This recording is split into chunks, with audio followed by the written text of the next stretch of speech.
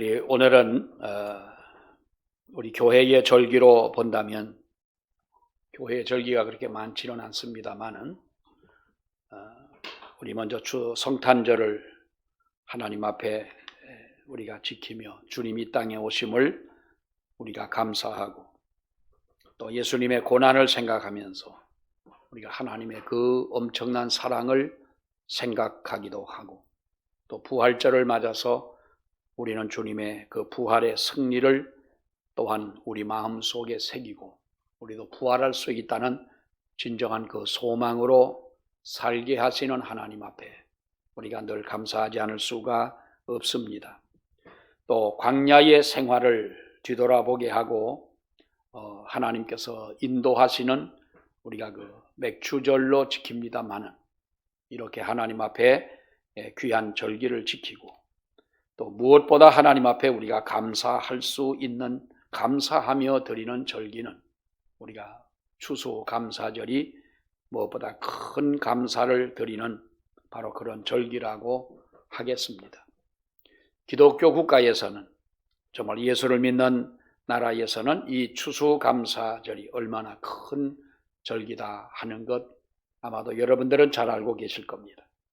특별히 이렇게 대표적으로 미국이라고 하는 나라는 추수감사절에 우리가 그 어떤 공휴일로 정하고 또 휴가를 한 일주일씩 이렇게 보내면서 어려움이 많고 힘든 일이 많지만 그래도 하나님의 은혜에 감사하며 지낼 수 있는 바로 그러한 절기로 지키고 있는 것이고 오늘 우리는 이렇게 지난 한 해 동안을 보내고 이제 연말이 다가옵니다만 이 귀한 절기에 귀한 또한 이 감사절을 지킬 수 있게 된 것이 하나님의 큰 은혜요. 또 우리가 더욱 감사해야 할 일인 줄로 믿습니다. 오늘 시편 1편에 있는 이 말씀에 보면은 복 있는 사람은 이라고 말씀을 하고 있습니다. 어떤 사람이 복이 있는 사람이냐? 여기 복이라고 하는 것은 우리가 생각하는 이 복은 가난하던 사람이 부자가 되고 아무것도 없는 곳에 무엇인가 큰 어떠한 물질적 이러한 우리의 삶과 우리의 생활을 변화시킬 만한 어떤 큰 놀라운 물질적 변화가 있을 때 이런 것들을 우리는 복이라 생각하지만 시편 1편에서 말씀하고 있는 이 복은 물론 그런 의미도 내포가 되어 있기는 하지만은 이것은 바로 우리의 심리적, 우리의 마음에 주시는 행복이라고 하는 것입니다.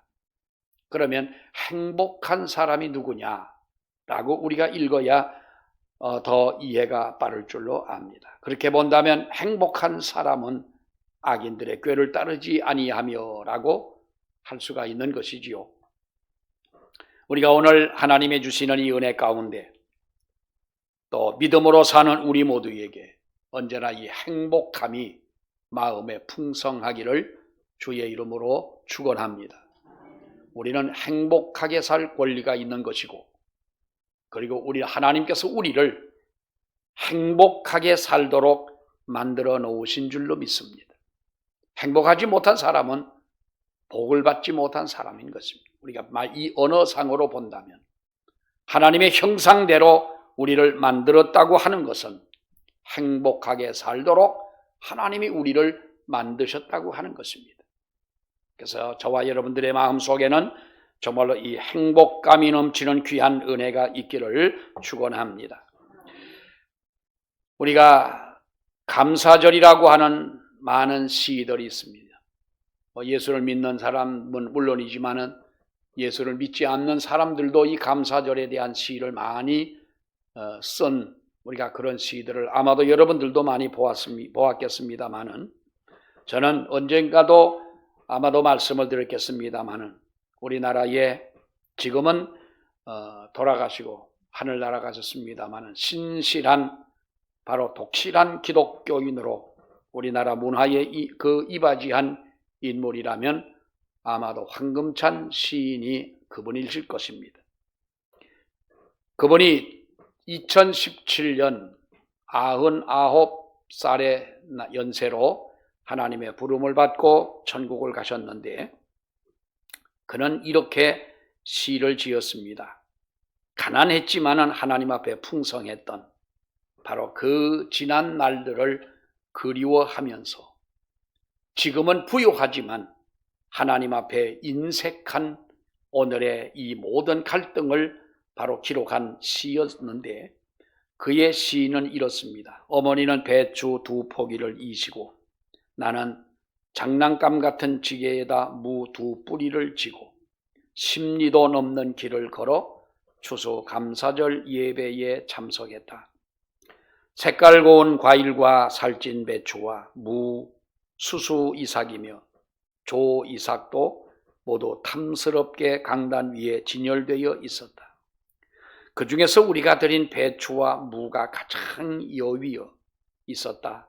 어머니와 나는 부끄러워 한나절 예배가 끝날 때까지 머리를 들지 못했다. 주님은 아시었으리 그래도 우리 김장밭에선 제일 살찐 배추요 무였으니 예수님은 아시었으리. 추수감사 헌금에 어느 장로는 100원을 드렸는데 나는 5전을 드리고 어머니는 10전을 드렸다. 그래도 그때는 마음을 다하였는데 지금은 왜 있는 것을 모두 드리지 못할까? 5전을 드리던 그때로 돌아가고 싶구나. 이것이 황금찬 시인이 하나님 앞에 지난 날들, 가난했던 지난 날들은 하나님 앞에 그래도 풍성한 것을 드렸고 그래도 하나님 은혜에 감사했는데 지금은 우리가 풍성하게 살면서 왜 하나님 앞에 감사하지를 못할까?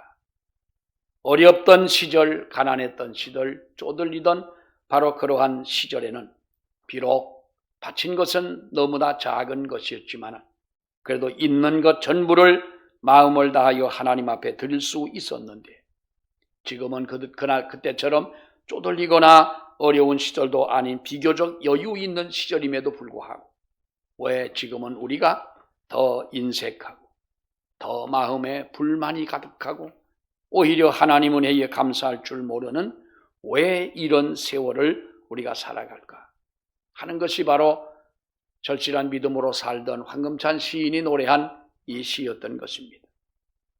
여러분, 우리도 아마 마음속에 그런 생각을 하실 것입니다. 정말로 그래, 그때는 그랬다. 그때는 정말로 그랬었다. 옛날에는 그랬었다라는 거지요.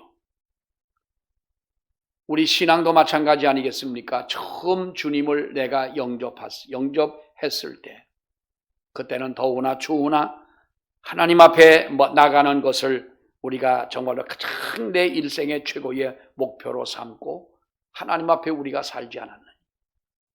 그러나 지금은 여러분 어떻습니까? 지금은 왜 우리가 이렇게 살아가야 하는 것입니까? 우리는 여기에서 생각하게 됩니다. 그때는 감사가 넘쳤는데 지금은 왜 이렇게 우리의 마음이 인색해졌을까? 더 큰 감사를 드릴 수가 있고 더 많은 것을 하나님 앞에 우리가 드릴 수가 있는데 지금은 왜 이렇게 되었을까 하는 여러분 그 원인을 찾는다면 우리는 그 원인이 어디에 있다고 생각을 하십니까?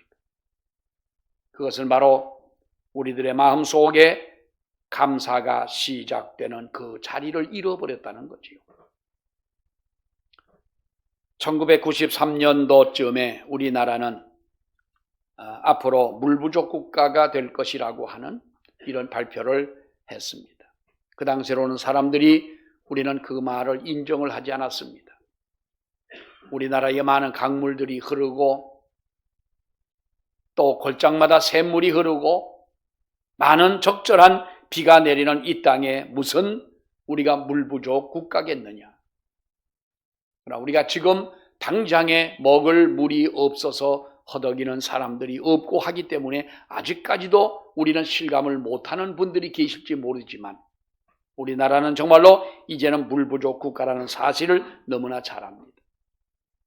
여러분 왜 우리가 물부족 국가의 그 현실이 어떤 것입니까?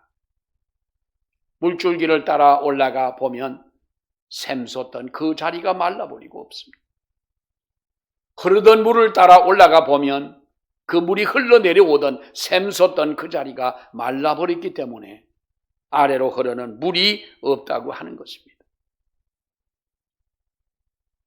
사랑하는 여러분, 우리가 감사가 시작되는 우리의 그 자리는 어디겠습니까? 우리의 마음 속에서 행복감이 넘치고 우리의 마음 속에 정말로 즐거움이 있고 우리의 마음 속에 어떠한 하나님의 은혜의 풍성함이 있다면 우리가 하지 말라 하더라도 누가 이렇게 하라고 시키지 않는다 할지라도 아마도 우리의 마음 속에는 감사가 넘치고 과거처럼 우리는 하나님 앞에 풍성함으로 살아들 수가 있을 텐데 우리들에게는 지금 그것을 잃어버렸다는 거지요. 사람이 나이가 들어가면서 우리는 관심사가 달라지지 않습니까? 인생의 연륜과 함께 우리의 관심의 변화가 일어나는 것인데 여러분 젊었을 때는 이성에 대한 관심도 꽤 높습니다. 그건 당연한 것 아니겠습니까?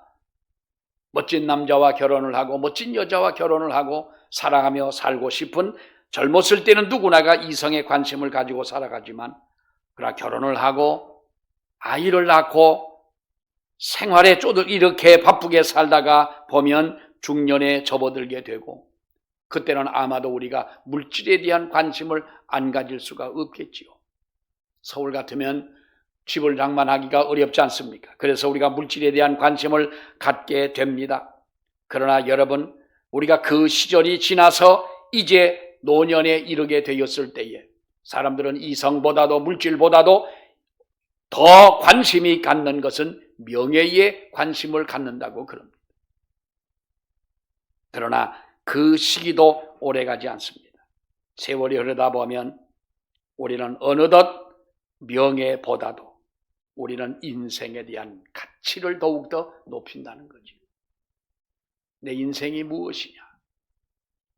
하나님 앞에 설 때에 하나님이 나를 어떻게 인정하시고 하나님이 처음 나를 보실 때 내가 하나님을 대할 때 하나님은 나에게 어떤 말씀을 하실까? 때로는 이성에서 때로는 물질에서 때로는 명예에서 우리가 살아가지만 그러나 이것들도 세상에 모든 덧없이 느껴지고 이제는 무게의 중심이 과연 우리의 인생의 그 인생관으로 우리의 가치관이 바뀌어지게 되는데 여러분 이럴 때는 우리가 사람이 중요하다. 이럴 때는 우리가 생명이 중요한 것이다. 이러한 사람의 존귀함을 우리가 알게 된다고 하는 것이지요. 일필휘지라고 하는 말이 있지요. 글씨를 단번에 그것을 쓸 때에 단번에 쭉 써내려간다 하는 말로 일필휘지라고 그럽니다. 여러분 인생은 우리가 그렇게 살 수는 없습니다. 그렇게 인생을 살아온 사람이 혹시 있을 줄 모르겠지만 인생은 일필휘지처럼 되는 것이 아니라 인생을 살면서 나의 목적과 나의 인생관이 수정되고 또 수정되고 또 다듬어져야 하는 그래도 우리는 하나님 앞에 온전한 인생이다 말할 수 없겠지만 우리의 인생은 수정돼야 하는 줄로 믿습니다. 또 수정되어지고 또 고쳐지고 할 때에 우리가 하나님의 말씀을 따라 살아가는 우리의 삶이 되어진다고 하는 것입니다.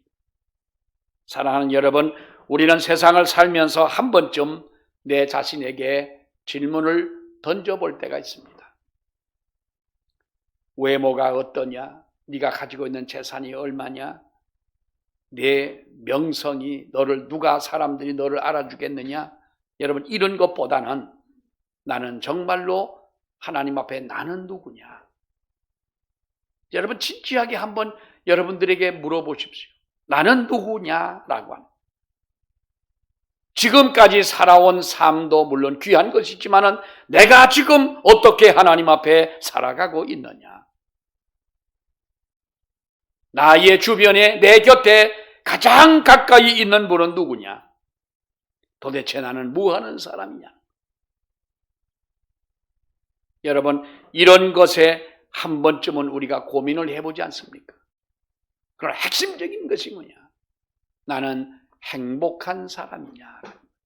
나는 행복한 사람이냐? 사랑하는 여러분, 우리가 이 행복이라고 하는 것, 우리는 때로는 결혼하는 신부에게 행복하냐 물어보면 행복하다 말하겠죠. 결혼하는 신랑에게 행복하냐고 물어보면 나는 행복하지 않습니다라는 사람이 누가 있겠습니까? 어쩌다가 내가 많은 돈을 벌어가지고 이 돈이 많이 든 통장을 들고 있는 사람에게 행복하냐고 물어보면 행복하다고 말할 것입니다. 새 집을 짓고 입주를 하고 들어가는 사람에게 물어보면 그 사람도 행복하다고 말할 것이고, 좋은 차를 새로 샀을 때에 행복하냐고 물어보면 행복하다고 말할 겁니다.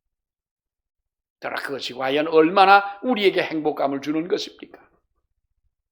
행복은 우리의 가슴 속에, 내 마음 속에 샘솟는 이 은혜로 얻어지는 행복이 진정한 행복인 줄로 믿습니다. 그렇다면 우리가 이 행복이 어디서 오는 것이냐라는 겁니다.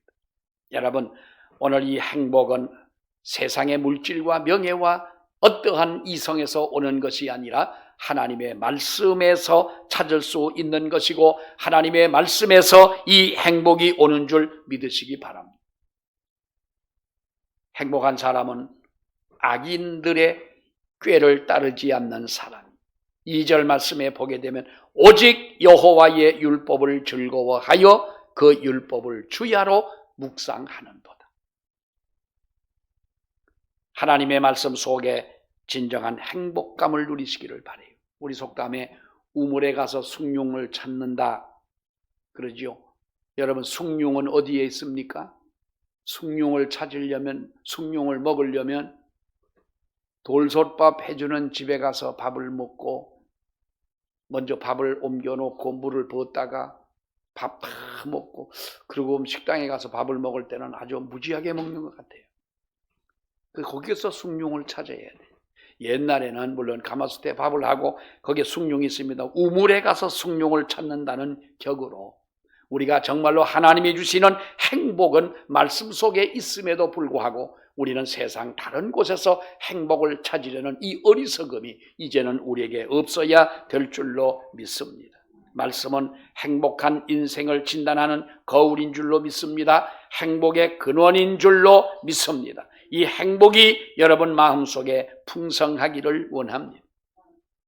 오늘 시편 1편의 시인은 행복에 있어서 중요한 것은 또 한 가지 인격이라는 거예요.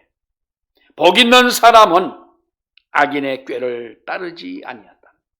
죄인의 길에 서지 아니하고 오만한 자의 자리에 앉지 아니한다. 무엇을 말하는 것입니까? 행복은 바로 인격에 달려 있다는 거예요. 흉보는 사람과 더불어 앉아가지고 같이 흉이나 보고 앉아있습니다. 행복이 옵니까? 남을 비난하고 정치를 비난하고 정치인들을 욕하고 하는 그 자리에서 행복이 옵니까? 그런 곳에서 행복은 오질 않아요. 행복은 우리가 여러분 1절에 있는 말씀에 뭐라고 말해요? 악인들의 꾀를 따르지 않는 거예요.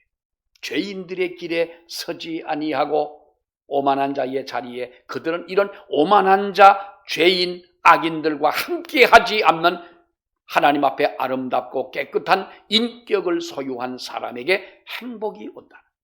여기에 감사가 있고 여기에 기쁨이 있고 여기에 즐거움이 있는 줄로 믿습니다. 그럴 때 행복은 우리의 일과도 관련이 있는 것입니다. 여러분 3절 말씀에 보면 뭐라고 말합니까? 모든 일이, 그가 하는 모든 일이 다 형통하리로다. 우리는 그 행복의 기준이라고 하는 것은 하나님의 말씀입니다. 그리고 행복의 기준은 우리가 하나님의 자녀는 하나님의 자녀답게 살아가는 우리의 인격에 있는 것입니다. 그리고 하나님 앞에 무슨 일을 하든지 모든 일에 하나님이 함께 하시는, 거기에 진정한 행복이 있는 줄 믿습니다.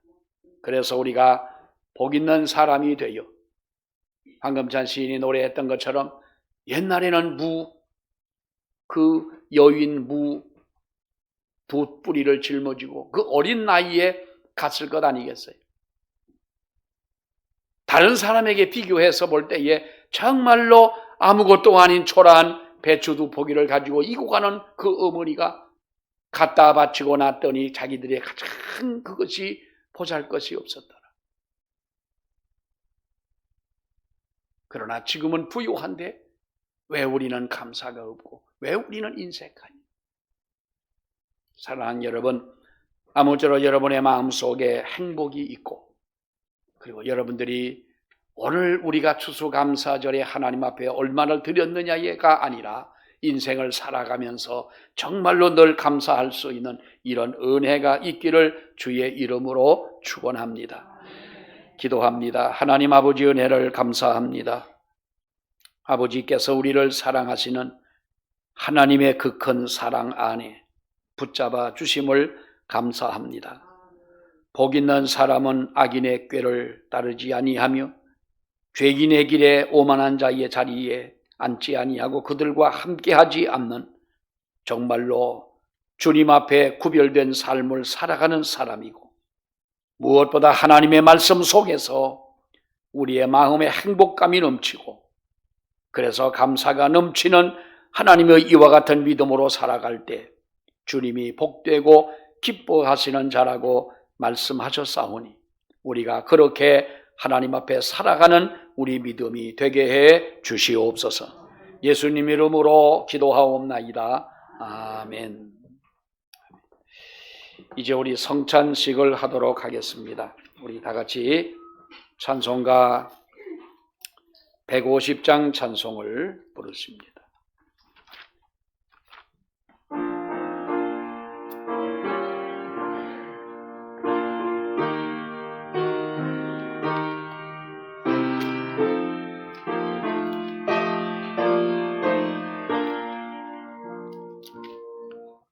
갈보리 산 위에 십자가 섰으니 주가 구원을 당한 표라.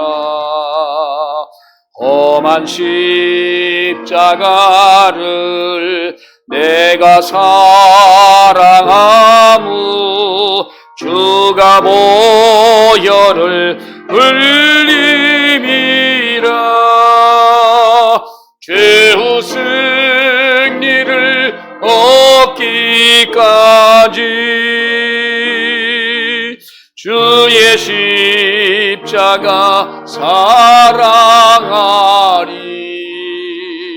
빛난 멸류관 받기까지 험한 십자가 지시겠네. 멸시 천대 받음 주의 십자가에 나의 마음이 끌리도다. 느한 어린 양 세상 죄를 지고 험한 십자가 지셨도다. 최후 승리를 받기까지 주의 십자가 사랑하리.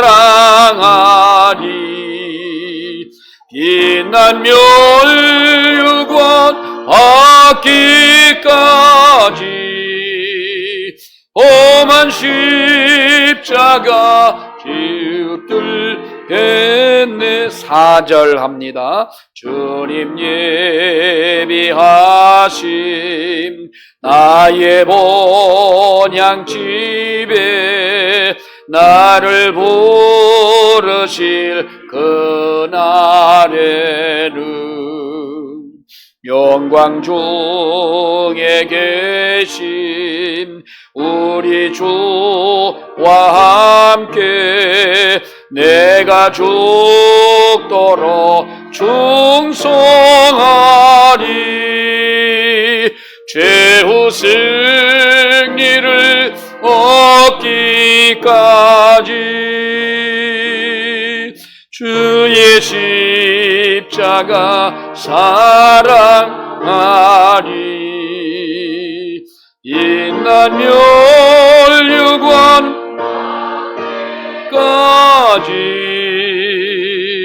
험한 십자가 못 들겠네. 우리 하나님의 말씀을 한 절 봅니다. 요한복음 6장 53절로 59절 말씀까지 보겠습니다. 요한복음 6장입니다. 53절로 59절 말씀까지 봅니다. 예수께서 이르시되 내가 진실로 진실로 너희에게 이르노니 인자의 살을 먹지 아니하고 인자의 피를 마시지 아니하면 너희 속에 생명이 없느니라. 내 살을 먹고 내 피를 마시는 자는 영생을 가졌고 마지막 날에 내가 그를 다시 살리리니 내 살은 참된 양식이요 내 피는 참된 음료로다. 내 살을 먹고 내 피를 마시는 자는 내 안에 거하고 나도 그의 안에 거하나니 살아계신 아버지께서 나를 보내심에 내가 아버지로 말미암아 사는 것 같이 나를 먹는 그 사람도 나로 말미암아 살리라. 이것은 하늘에서 내려온 떡이니 조상들이 먹고도 죽은 것 그것과 같지 아니하여 이 떡을 먹는 자는 영원히 살리라. 이 말씀은 예수께서 가버나움 회당에서 가르치실 때에 하셨느니라. 아멘. 우리가 추수감사절을 하나님 앞에 감사한 마음으로 우리가 이 절기를 보내면서 우리는 다시 한번 예수 그리스도의 살과 피를 기념하는 우리가 이 성찬식을 갖기를 원합니다. 오늘 이 성찬에 대해서 또 모든 제자들도 성경에 여러 많은 말씀을 하고 있습니다마는 우리 예수님이 가버나움 회당에서 말씀을 가르치실 때에 인자의 살을 먹지 아니하고 인자의 피를 마시지 아니하면 너희 속에 생명이 없다 하는 것입니다. 그것을 우리 예수님이 마지막 만찬 때에 바로 제자들에게 떡을 떼어주고 포도주를 주면서 이 마지막 만찬, 이 성찬에 대한 의미를 또 한 번 우리에게 말씀을 해 주셨습니다. 우리는 이 성찬 예식을 때로는 아무런 의미 없이, 아무런 감사함이 없이, 또는 구원의 확신도 없이, 회개하는 마음도 없이 우리가 이 성찬을 대할 때가 많습니다. 그러나 우리는 이 살을 먹고 이 피를 마시는 자는 영생을 가졌고 마지막 날에 내가 그를 다시 살린다. 내 살은 참된 양식이요 내 피는 참된 음료로다. 내 살을 먹고 내 피를 마시는 자는 너희 속에 생명이, 이것을 마시지 않는 자는 생명이 없고 이것을 마시는 자는 생명이 있다. 우리에게 이렇게 귀한 이 자리에 참여할 수 있도록 은혜 주심을 감사하고, 그럼에도 불구하고 말씀대로 살지 못했던 우리의 죄를 하나님 앞에 회개하며 정말로 이 살과 피에 우리들이 부끄러움이 없는 바로 그런 믿음으로 살겠다고 하는 새로운 각오가 저와 여러분 가운데 있기를 원합니다. 우리 한번 기도하겠습니다. 거룩하신 아버지 하나님, 오늘 추수감사절을 저희들이 지키며 하나님의 은혜에 감사하는 믿음으로 살기를 다짐하고 다시 한번 우리를 위해 십자가의 살과 피를 흘리시고 찢기시며 우리를 구원하신 하나님의 그 큰 사랑을 생각하며 다시 한번 이 성찬에 참여하기를 아버지여 원합니다. 우리를 구원하신 은혜에 감사하며 그래도 하나님의 말씀대로 살지 못한 죄를 회개하고 앞으로 남은 우리의 인생의 길이가 얼마인지 모르지만 하나님의 말씀대로 성도답게 그리고 나를 인하여 그리스도의 사랑을 흘려보내며 살아갈 수 있는 삶을 다짐하는 귀한 시간이 되게 하시옵소서. 예수님 이름으로 기도하옵나이다. 아멘.